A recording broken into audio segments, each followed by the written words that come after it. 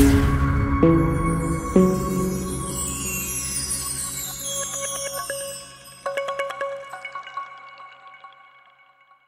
Students, स्वागत है आपका आपके अपने चैनल साइंस फाइटर क्लासेज में। तो देखिए स्टूडेंट्स, अभी तक हमने डिस्कस किया मैग्नेट क्या होती है, मैग्नेटिक फील्ड, इसके अलावा मैग्नेटिक फील्ड लाइन और मैग्नेटिक फील्ड लाइन की प्रॉपर्टीज़ के बारे में हम पहले वाले वीडियो में डिस्कस कर चुके हैं। यदि वो वीडियो आपने अभी तक नहीं देखा तो उसकी लिंक आपको इस वीडियो के डिस्क्रिप्शन में मिल जाएगी, वहाँ से कंप्लीट वीडियो आप देख सकते हो। तो चलिए स्टूडेंट्स, आज का जो अपना टॉपिक है वो रहेगा सीधे धारावाही चालक के कारण उत्पन्न चुंबकीय क्षेत्र। तो चलिए इसको हम समझते हैं कि सीधे धारावाही चालक का चुंबकीय क्षेत्र कैसा होता है। तो इसके लिए हम एक एक्टिविटी करते हैं। मान लीजिए आपके पास एक कॉपर का वायर है और उस वायर को एक कार्डबोर्ड में उसके बीचों बीच छेद करके होल करके आपको इस तरह से फिट करना है कि कार्डबोर्ड नीचे की ओर ना खिसके, जैसा कि आप डायग्राम में देख पा रहे हो। जब हम इस वायर को एक बैटरी से कनेक्ट करते हैं और की को क्या करेंगे, ऑन करेंगे, तो वायर में क्या प्रवाहित होगी, विद्युत धारा प्रवाहित होती है। हम सभी जानते हैं इसके बारे में। और जब विद्युत धारा प्रवाहित होती है तो तार के चारों ओर चुंबकीय क्षेत्र क्या होता है, उत्पन्न होता है। ये आपको अच्छे से पता है। और जब हम इसका चुंबकीय क्षेत्र देखते हैं तो चुंबकीय क्षेत्र आपको कैसा मिलता है, सेकेंद्रीय वर्तों के रूप में प्राप्त होता है, जैसा आप डायग्राम में देख पा रहे हो। इसके यदि हम डायरेक्शन की बात करें, चुंबकीय क्षेत्र की दिशा की बात करें, तो कंपास की सहायता से मान लीजिए कि इसकी दिशा जो है वो आपको कैसी मिलती है, एंटी क्लॉकवाइज मिलती है। और जैसे ही हम बैटरी के टर्मिनल को चेंज करेंगे तो चुंबकीय क्षेत्र की दिशा भी क्या हो जाती है, क्लॉकवाइज हो जाती है, जो पहले के बिल्कुल क्या है, ओपोजिट है। तो यहाँ से हमें कुछ प्रॉपर्टी देखने को मिलती हैं सीधे चालक तार के कारण उत्पन्न चुंबकीय क्षेत्र की। और वो प्रॉपर्टी क्या है, देखिए पहली प्रॉपर्टी है आपकी कि तार के पास जो वर्त आपको दिखाई दे रहे हैं उनका आकार कैसा है, छोटा है। और जैसे जैसे हम तार से दूर जाएंगे वर्तों का आकार क्या हो रहा है, इंक्रीज हो रहा है। तो यहाँ पे हम ये कह सकते हैं कि तार के पास चुंबकीय क्षेत्र अधिकतम होता है और तार से जैसे जैसे दूर जाएंगे चुंबकीय क्षेत्र क्या होता जाएगा, डिक्रीज होता जाएगा। दिस इज फर्स्ट प्रॉपर्टी, ये इसकी क्या है, पहली प्रॉपर्टी। दूसरी प्रॉपर्टी क्या है, देखिए जैसे ही हमने धारा की दिशा को क्या किया, उत्क्रमित किया, तो चुंबकीय क्षेत्र की दिशा भी क्या हो जाती है, उत्क्रमित हो जाती है, बदल जाती है। ये इसकी सेकेंड प्रॉपर्टी। थर्ड प्रॉपर्टी की हम बात करें तो देखिए जैसे ही हम धारा के मान को क्या करेंगे, इंक्रीज करेंगे, तो चुंबकीय क्षेत्र का मान भी क्या होगा, इंक्रीज होगा, बढ़ेगा। तो ये एक सीधे धारावाही चालक तार के कारण उत्पन्न चुंबकीय क्षेत्र की कुछ विशेषताएं थी, कुछ प्रॉपर्टी थी। आगे हम डिस्कस करते हैं दक्षिण हस्त नियम, या फिर जिसको हम कहेंगे मैक्सवेल का दक्षिण हस्त अंगुष्ठ नियम, जिसको हम क्या कहते हैं, राइट हैंड थंब रूल। देखिए राइट हैंड थंब रूल क्या कहता है, काफ़ी इम्पोर्टेंट भी है आपके लिए एग्जाम की दृष्टि से। राइट हैंड थंब रूल, देखिए इस नियम के अकॉर्डिंग एक सीधे धारावाही चालक तार को अपने दाहिने हाथ से इस प्रकार से आपको क्या करना है, पकड़ना है कि अंगूठा किसको रिप्रेजेंट करे, धारा की दिशा को। तो मुड़ी हुई अंगुलियां किसको दर्शाएंगी, चुंबकीय क्षेत्र की दिशा को दर्शाती हैं। इसी को हम कहते हैं राइट हैंड थंब रूल या फिर दक्षिण हस्त अंगुष्ठ नियम। इसको हम इस डायग्राम से भी समझ सकते हैं। देखिए इस चालक तार में धारा की दिशा क्या है, नीचे से ऊपर की ओर। तो यदि मैं यहाँ पे दक्षिण हस्त थंब रूल अप्लाई करूँ तो अंगूठा किसको दिखा रहा है, यहाँ पे धारा की दिशा को।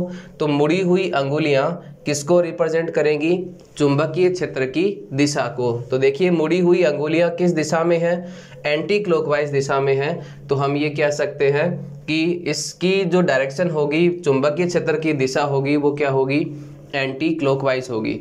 तो यहाँ से ये बातें आपके अच्छे से क्लियर हो गई होंगी। आगे हम डिस्कस करते हैं।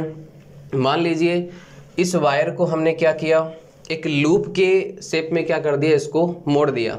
तो इसका चुंबकीय क्षेत्र हमें कैसा प्राप्त होता है और क्या क्या उसकी विशेषताएं होती हैं, इसके बारे में हम डिस्कस करेंगे। तो देखिए स्टूडेंट्स, इस वायर को आपने क्या किया, एक वर्ताकार लूप में क्या कर दिया, मोड़ दिया।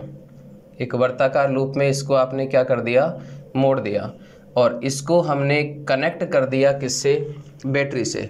तो हम ये सभी जानते हैं कि जब हम इसमें विद्युत धारा प्रवाहित करेंगे तो इसके प्रत्येक बिंदु पे क्या उत्पन्न होगा, चुंबकीय क्षेत्र उत्पन्न होता है। और चुंबकीय क्षेत्र कैसा होगा, सकेंद्रीय वर्तों के रूप में होगा। तो इसके प्रत्येक बिंदु पे क्या मिलेगा आपको, चुंबकीय क्षेत्र। और चुंबकीय क्षेत्र कैसा मिलेगा आपको, जैसा आप चित्र में डायग्राम में देख पा रहे हो। हमने ये भी देखा कि जैसे जैसे हम वायर से दूर जाते हैं, चुंबकीय जो आपके वर्त होते हैं उनका आकार क्या होता है, इंक्रीज होता जाता है। तो यहाँ पे देखिए ये काफ़ी इंपॉर्टेंट प्रॉपर्टी है इसकी। जैसे जैसे हम वायर से दूर जाएंगे, कहाँ पे जाएंगे, केंद्र से केंद्र की तरफ जाएंगे, तो वर्तों के चाप जो हैं वो क्या होते जाएंगे, इंक्रीज होते जाते हैं। वर्तों के चाप क्या होते हैं, बढ़ते जाते हैं। और जैसे ही हम केंद्र पे आते हैं, आपको चुंबकीय क्षेत्र रेखाएं कैसी दिखाई देती हैं, सरल रेखा में दिखाई देती हैं। तो यहाँ पे मैं ये कह सकता हूँ कि वर्ताकार लूप के केंद्र पर चुंबकीय क्षेत्र कैसा होता है, एक समान। वेरी इंपॉर्टेंट क्वेश्चन, चुंबकीय क्षेत्र कैसा होगा, एक समान होगा। कहाँ पे होगा एक समान, इस वर्ताकार लूप के केंद्र पर। तो ये काफ़ी इंपॉर्टेंट प्रॉपर्टी है एक वर्ताकार लूप के चुंबकीय क्षेत्र की।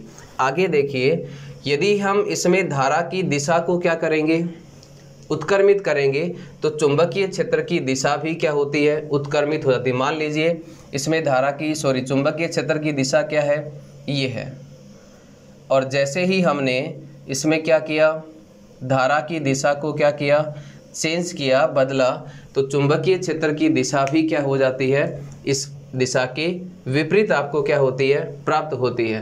थर्ड प्रॉपर्टी, जैसा हमने इसमें डिस्कस किया था, थर्ड प्रॉपर्टी क्या है कि धारा के मान को हम इंक्रीज करेंगे, बढ़ाएंगे, तो चुंबकीय क्षेत्र का मान भी क्या होता है, इंक्रीज होता है। और सबसे इम्पोर्टेंट प्रॉपर्टी क्या है, देखिए सबसे इम्पोर्टेंट प्रॉपर्टी ये है कि यदि हम इस लूप की संख्या को क्या करेंगे, बढ़ाएंगे, ये आपके पास 1 लूप है, और यदि आप इसको n गुना टर्न्स में क्या करते हो, कन्वर्ट करते हो, टर्न्स की संख्या को क्या करते हो, n गुना करते हो, तो चुंबकीय क्षेत्र भी n गुना क्या होता है, प्रबल होता है। ये सबसे इम्पोर्टेंट प्रॉपर्टी है एक वर्ताकार लूप के कारण उत्पन्न चुंबकीय क्षेत्र की। तो यहाँ से सारी बातें आपके अच्छे से क्लियर हो गई होंगी। आगे हम डिस्कस करते हैं परिनालिका। परिनालिका क्या होती है और उसका चुंबकीय क्षेत्र कैसा होता है। देखिए एग्जाम के लिए भी परिनालिका वेरी इंपॉर्टेंट है, तो आप इसको अच्छे से समझ लीजिएगा। यहाँ पे परिनालिका हम किसे कहते हैं, यदि हम इसकी डेफिनेशन की बात करें तो देखिए परिनालिका क्या होती है और इसका उपयोग हम कहाँ पे कर सकते हैं, किसके लिए इसका उपयोग किया जाता है। तो देखिए परिनालिका की डेफिनेशन क्या होगी, परिनालिका क्या होती है, विद्युत रोधी तांबे के तारों की एक ऐसी बेलनाकार कुंडली होती है जिसमें तारों को पास पास क्या किया गया हो, लपेटा गया हो, उसको हम क्या कहते हैं, परिनालिका कहते हैं। फॉर एग्जांपल डायग्राम से हम इसको समझ सकते हैं। देखिए तांबे के तारों की एक बेलनाकार आकार की कुंडली जिसमें तारों को हमने क्या किया, पास पास लपेटा, तो उसको हम क्या कहेंगे, परिनालिका। इसको हम क्या कहेंगे, परिनालिका। और सबसे मेन बात होती है कि परिनालिका का चुंबकीय क्षेत्र कैसा होता है। तो देखिए परिनालिका का चुंबकीय क्षेत्र कैसा होता है, छड़ चुंबक के समान होता है। जिस प्रकार से एक छड़ चुंबक का चुंबकीय क्षेत्र होता है, उसी तरह से परिनालिका का चुंबकीय क्षेत्र होता है। या फिर मैं ये कहूँ कि छड़ चुंबक में जिस तरह से 2 ध्रुव होते हैं, उसी तरह से परिनालिका में भी कितने ध्रुव होते हैं, 2 ध्रुव होते हैं, N और S। और इसका चुंबकीय क्षेत्र आपको कैसा मिलता है, देखिए इसका चुंबकीय क्षेत्र आपको मिलता है छड़ चुंबक के चुंबकीय क्षेत्र के समान।